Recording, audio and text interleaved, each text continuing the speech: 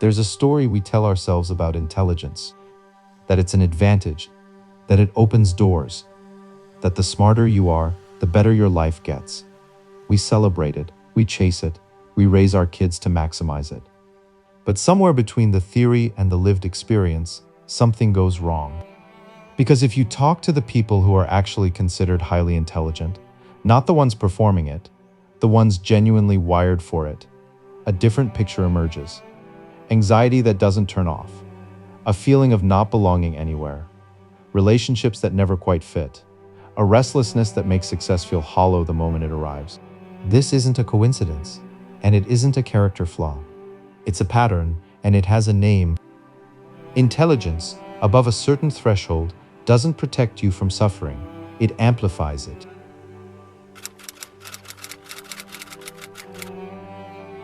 The human brain is a prediction machine. It's constantly simulating futures, running scenarios, calculating outcomes. Most people run this process at a comfortable resolution, enough to navigate the day, enough to make decisions without being paralyzed by them.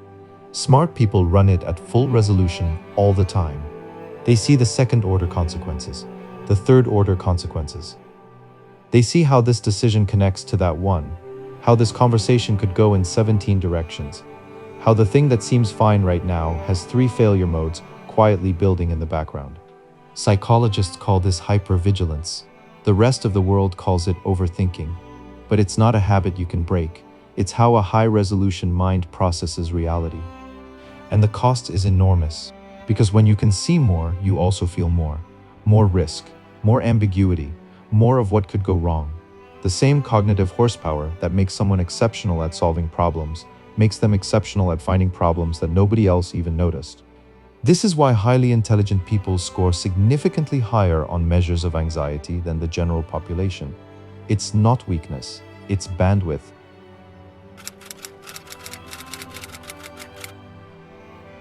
Here's something nobody says out loud. Every major institution in modern society, the school system, the corporate structure, the social contract, was designed to produce one thing: reliable, predictable output from large groups of people. Not brilliance, compliance. The average student gets rewarded for memorizing and repeating. The average employee gets promoted for following process and not disrupting hierarchy. The average social system rewards people who align with the consensus. Speak the language of the group and don't ask too many uncomfortable questions. Smart people do the opposite. Instinctively, they question the premise before following the instruction. They see the inefficiency behind the procedure. They can't pretend the meeting made sense when it didn't. They find it genuinely painful to repeat back information they know is incomplete or wrong. And systems don't accommodate this, they penalize it. We have a long history of calling inconvenient intelligence difficult, of labeling the kid who asks too many questions a problem, of quietly sidelining the employee who keeps pointing out what everyone else is pretending not to see. This isn't personal, it's structural. Systems optimize for predictability. And smart people are, by definition, unpredictable. There is a particular kind of loneliness that comes not from being unliked, but from being unseen. You can be in a room full of people and feel completely alone. Not because you're arrogant, not because you don't care, but because the gap in how you process the world. Highly intelligent people report significantly higher rates of social isolation than average. Not because they don't want connection, but because genuine connection requires a shared frame of reference. And when yours is different enough from everyone around you, the conversation stays surface level. You learn to perform belonging without actually feeling it. This gets worse with age. Children who are intellectually advanced are often described as odd or too intense. Adults who are exceptionally sharp often develop an instinct to hide it, to make themselves more palatable, to not use the word they actually wanted, to laugh at the joke they understood 3 beats early, to ask a simpler question than the one they were actually thinking. Concealment as survival strategy. Practiced so long, it becomes automatic. The historical record is full of remarkable people who were spectacularly alone, not despite their intelligence, but because of it.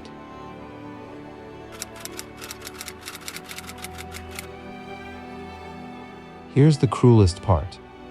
It's not just that the external world fails smart people, it's that their internal world does too.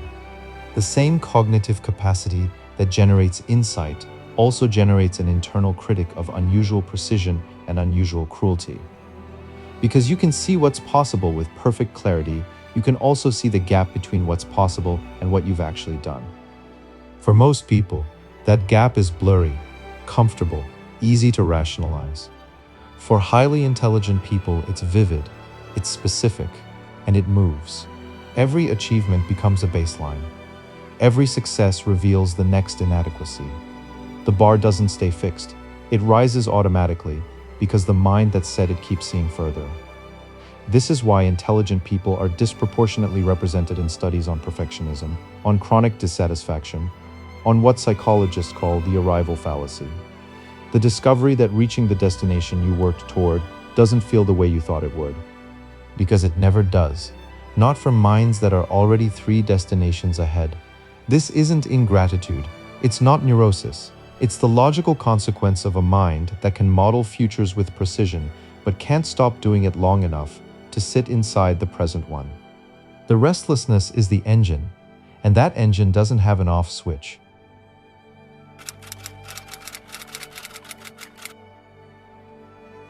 Here's the reframe.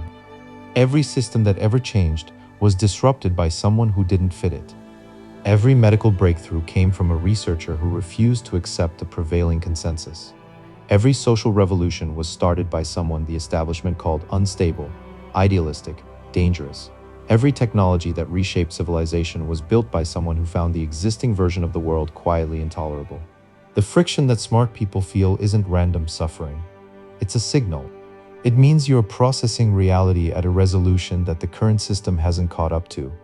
It means you're built for a different configuration, not a better one morally, but a different one structurally, one that doesn't exist yet, or exists only partially, or exists somewhere that hasn't found you yet. History is not kind to the misfits in real time, but history is written by them afterward. The people who changed things were almost never the ones who were comfortable. They were the ones who couldn't get comfortable, who kept seeing the problem everyone else had agreed to stop thinking about, who were willing to live with the loneliness and the restlessness and the internal critic long enough to build something the system said wasn't necessary. Your discomfort is not a malfunction, it's a direction.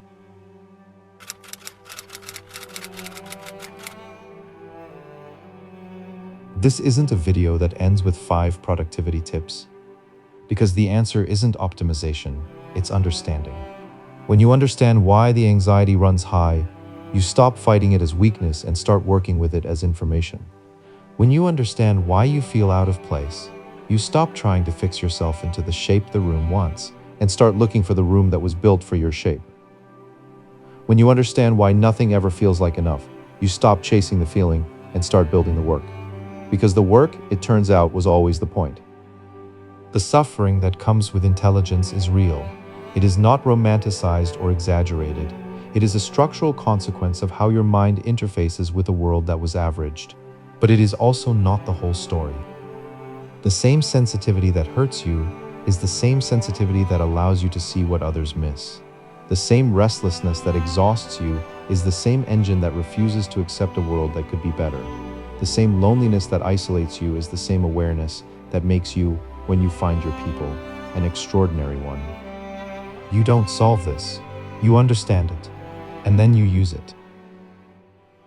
Subscribe to Kairos. Think sharper, know faster.